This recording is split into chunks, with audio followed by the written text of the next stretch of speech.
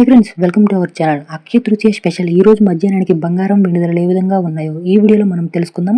మీరు ఇలాగే ప్రతిరోజు బంగారం వెండి ధరలు లైవ్ అప్డేట్స్ తెలుసుకోవాలి అనుకుంటే మన ఛానల్ని సబ్స్క్రైబ్ చేసుకుని ఈ వీడియోని ఒక లైక్ చేయండి. ఇక ఈ రోజు మన ఏపీ అండ్ తెలంగాణలో బంగారం వెండి ధరలను చూసినట్లయితే ఈ రోజు మధ్యాహ్నానికి కాస్త తగ్గుముఖం పట్టాయనే చెప్పుకోవచ్చు.